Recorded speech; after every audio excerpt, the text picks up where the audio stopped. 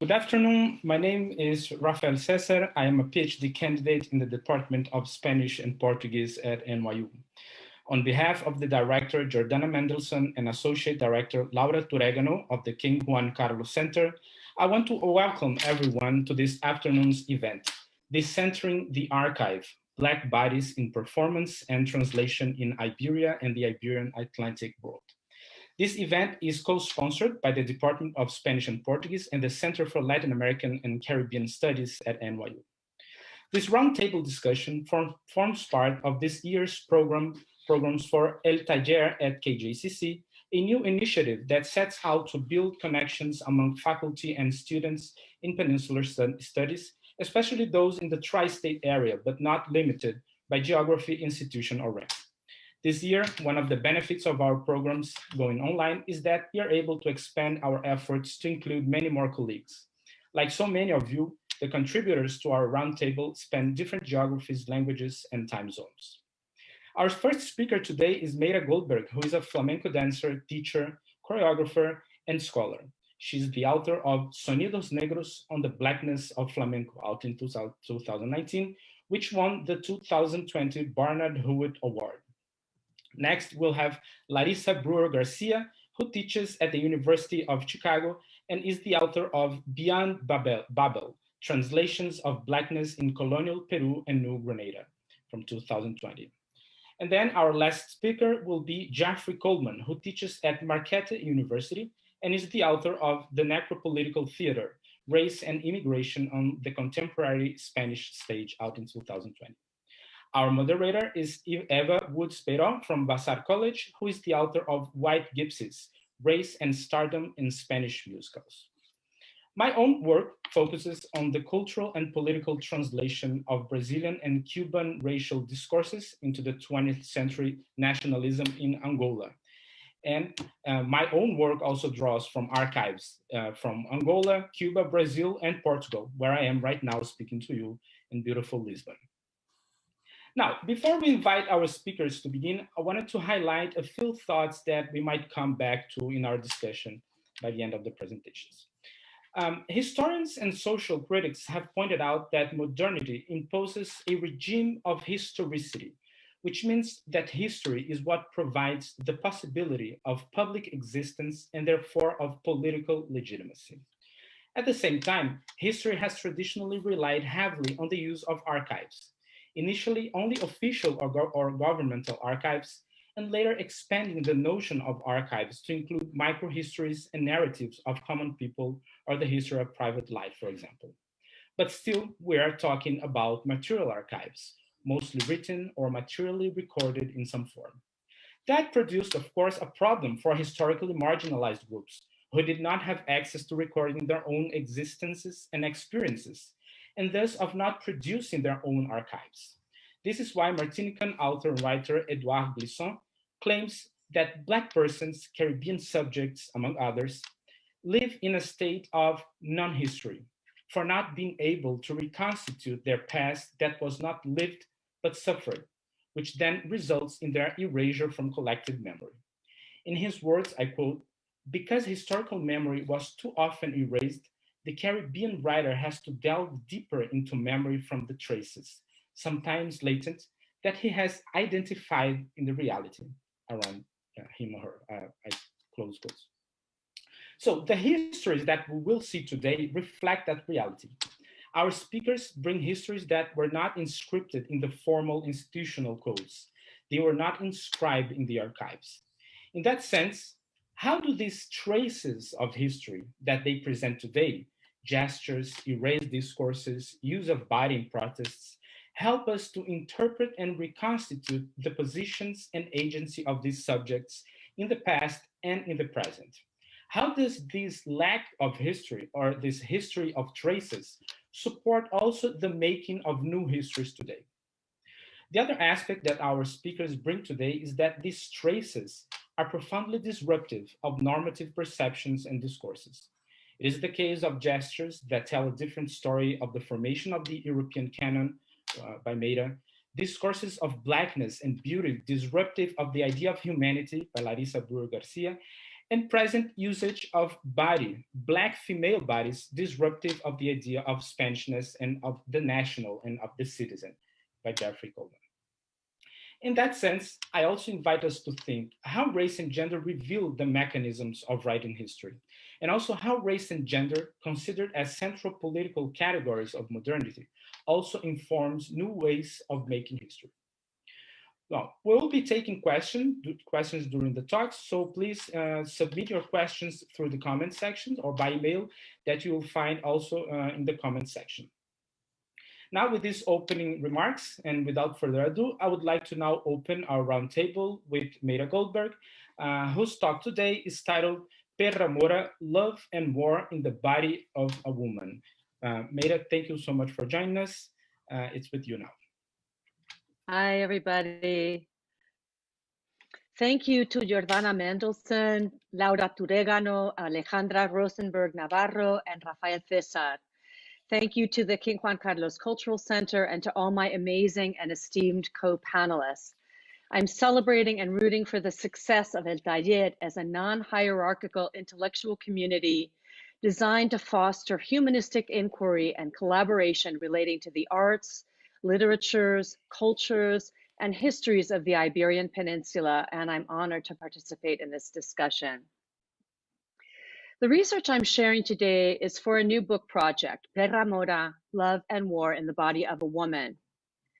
The Perra Mora, or Moorish bitch, is a Spanish Renaissance dance song, first recorded in the Cancionero Medinaceli of circa 1560.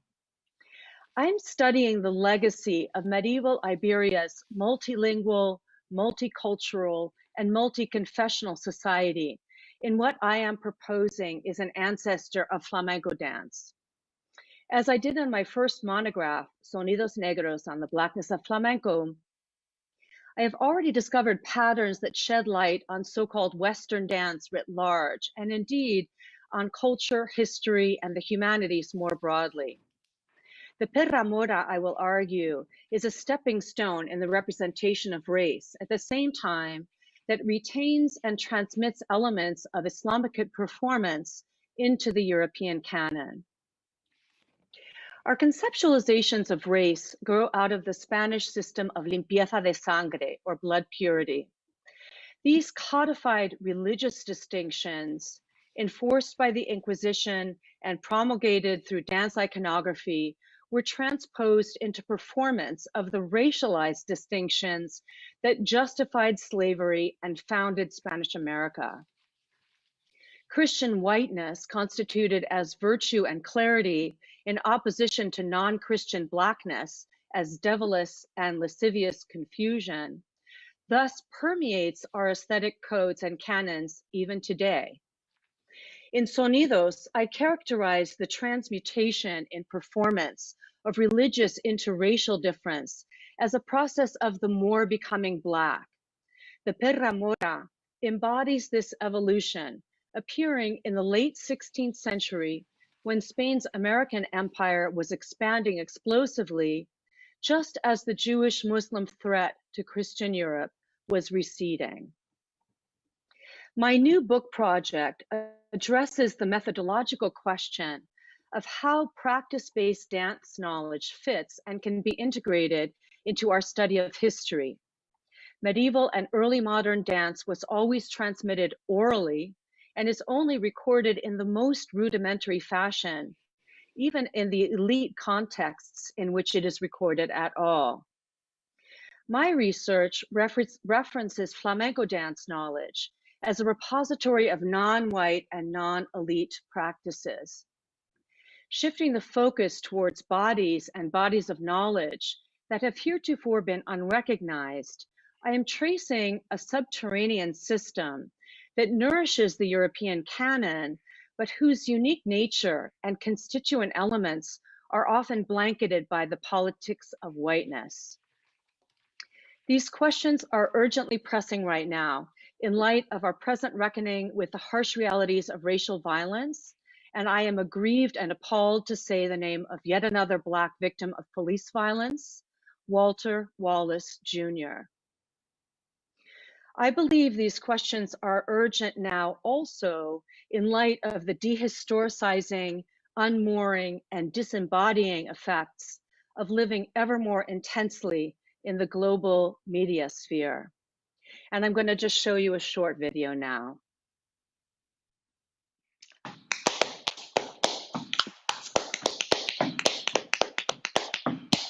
Son los toreros lo que se ponen cinta en el pelo, lo que se ponen cinta en el pelo. The gesture that I just did is the subject of my talk today. I call this gesture a pellizco, which means a pinch. And I'm gonna talk to you just extemporaneously right now, and then I can give you some of the historical work I'm doing with this gesture. But first I want to explain to you what it is. So this gesture, the thing I did, the gesture that I'm talking about today is actually kind of a constellation of 3 gestures. So I did this, and then I did this. And this dance step, flamenco dance step, has 3 parts. This thing I call a llamada, or a call. So this is basically what I will use to signal to the musicians that something is going to happen. It's kind of to get their attention. It's kind of to grab a hold of the microphone, if you will, or, you know, kind of let them know that I'm going to grab a hold of the microphone.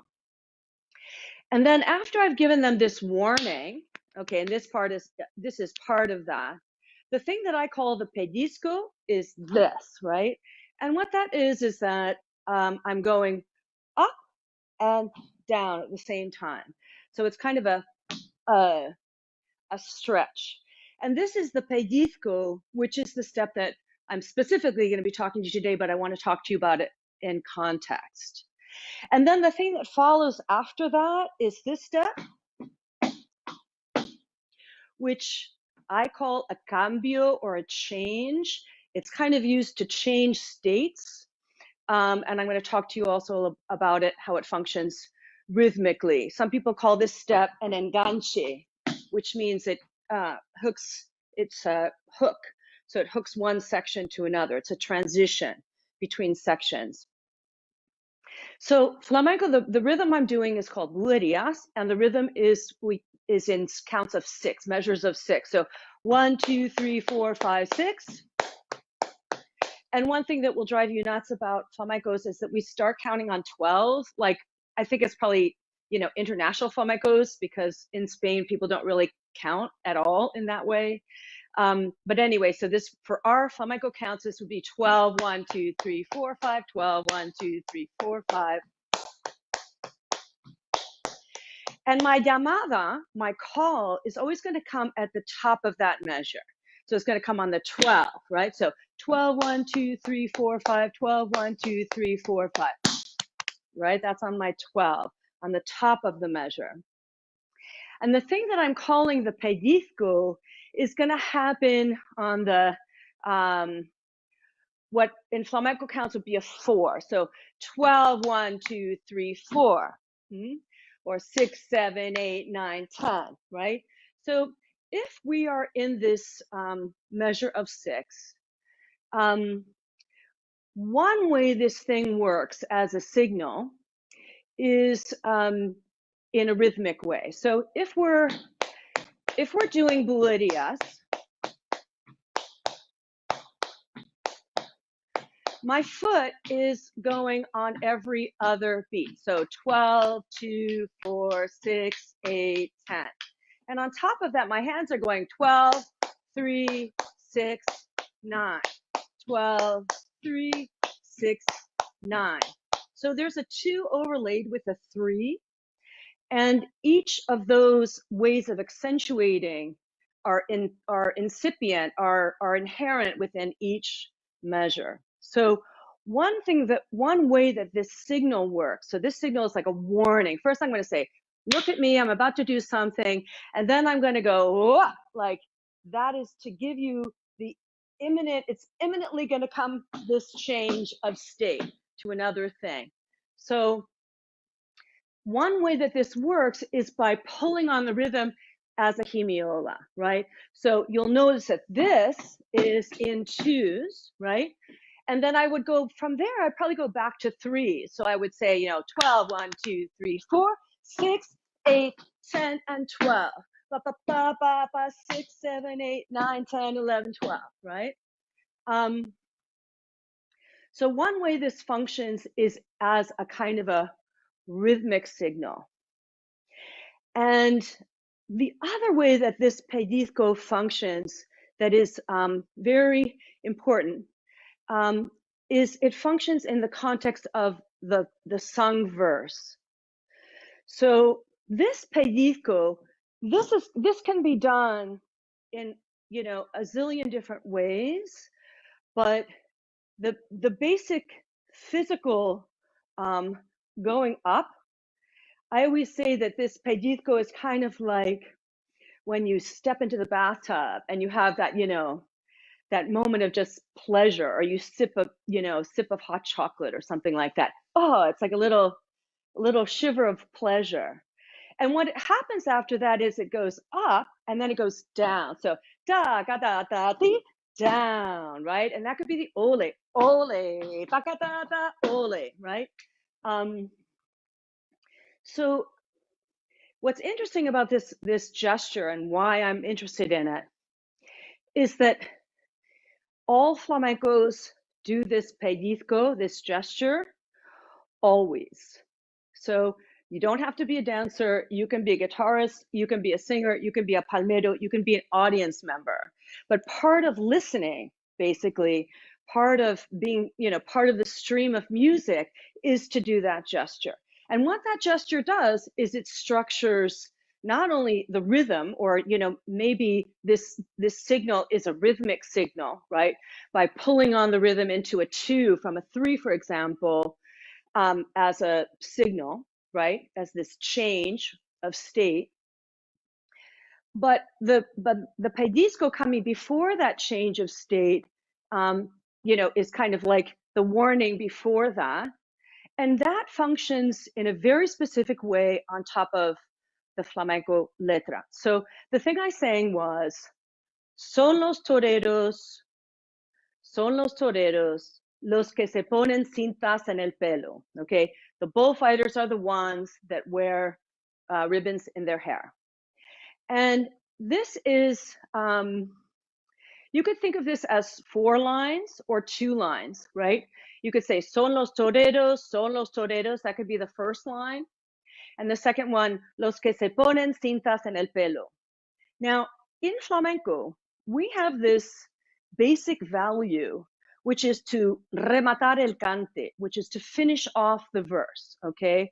There are many ways to do that. It can be very complicated, but kind of very simply, right? And so what's happening is I'm going to say, son los toreros, that first line went by completely.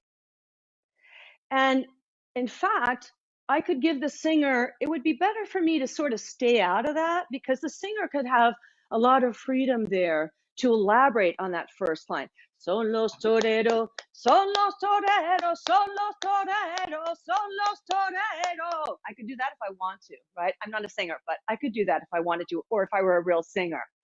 But then when I get to the second line, my goal in life is to try to finish with that second line, to somehow acknowledge the ending of that second line.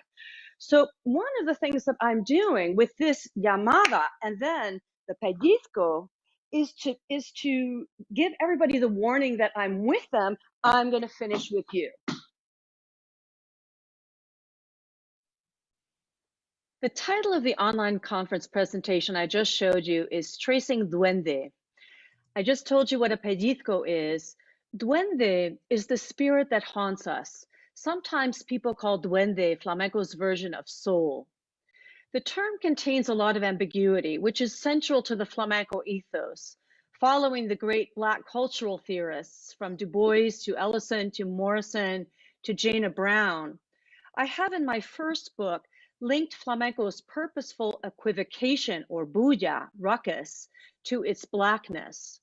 Here, I am using the term duende from an emic perspective, in the sense of being haunted by the past.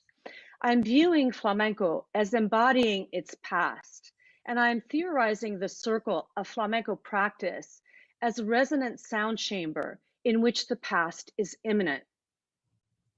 My contention is that flamenco's gestural codes are so basic and so structuring of the unfolding improvisational flow that they are really a cultural embodiment. For many families, and especially Andalusian Roma families, flamenco is a cultural practice, something they've been brought up with. The pellizco is a gesture of the flamenco circle. Everyone, dancers, singers, musicians, and audience does it, and at the same time. And this shared gesture not only communally embodies the verse and not only structures the improvisational flow, but the pellizco is also expressive of the shared dimension of emotion within the flamenco circle.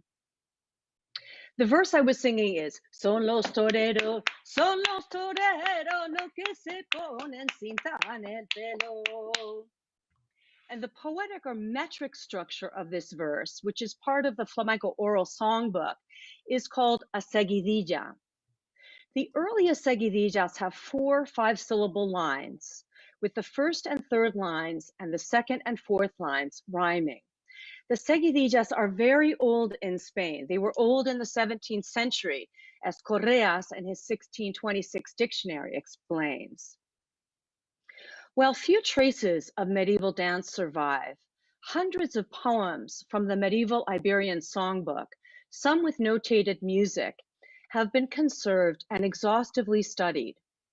We know that these lyrics were sung and danced, and that Western culture has retained many traces of this performance, from instruments such as the lute to verse rhyme structures in carols such as Jingle Bells and, I contend, in flamenco. The seguidilla verse, son los toreros, is what we call an estribillo or refrain. Medieval Iberian lyrics are strikingly similar to flamenco verses in incorporating a melodic and rhyming signal into their structure, a prompt for the audience to join in, today in saying ole, as I showed you in the video, in Al-Andalus or medieval Iberia, in singing the estribillo. As I explained, in medieval Iberian verse forms, similar to the lines of Son los toreros, there are sections. The introductory section is freer. This is the section of the verse where the singer has the most freedom to extend, play, and repeat. Then follows a penultimate section. This is what the pellizco marks, which gives melodic and rhyming indications to the audience that the final line of the verse is coming. Because in Al-Andalus, the audience sang the estribillo over and over, it was memorized and thus readily transmitted as a portable fragment from song to song and from generation to generation. Indeed, the estribillo is central to flamenco syntax today. What I'm hypothesizing is that the flamenco pellizco, which functions as a corporeal, vocal, rhythmic, and as I explained in describing the pleasure associated with this gesture, emotional materialization of the ending of the verse, is a trace from the medieval past. Thus, I am researching whether flamenco's embodiment of the structures of the medieval Iberian lyric records a heretofore unrecognized corporeal presence of this Afro-Islamic medieval world. This is the methodological problem that I'm engaging with, how to use dance knowledge to write history. The theoretical problem I'm thinking about is how to contextualize cultural reproduction and transmission politically and truthfully, granularly, yet fluidly. The word seguidilla comes from the verb seguir, which means to follow. And the medieval Iberian verse forms, whose characteristics the seguidillas retain, themselves contained poetic quotation or contrafacta as a generator of form. And the lyric poetry of medieval Iberia, like its European descendants, as often as not quotes the other parodically as a put down.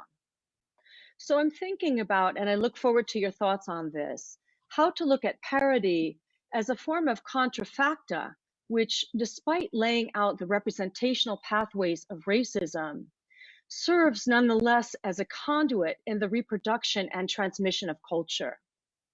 In this vein, I'm beginning to study queer performance theory and Halberstam's notion of failure within art forms like flamenco, which, despite being referentially opposed to their surface, still make listeners, when the duende is there, rend their garments.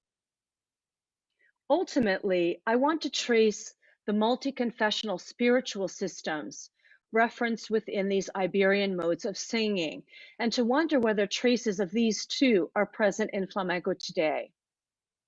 The communally embodied emotional dimension of the pellizco speaks to the ecstatic borderlessness, the explodedness of the self in love that I think haunts what is true in flamenco. Its power to inhabit indeterminacy or bulla, to sing from a place of no place, of radical displacement and apparatic identity, yet moving listeners to rend their garments. Such spiritual connections would help explain the deep synchronicities between flamenco's ethos and ethics of radical homelessness embodied by the Spanish Roma, and the diasporic identities of its Jewish, Muslim, and African ancestors. Thank you. Thank you, Meira. And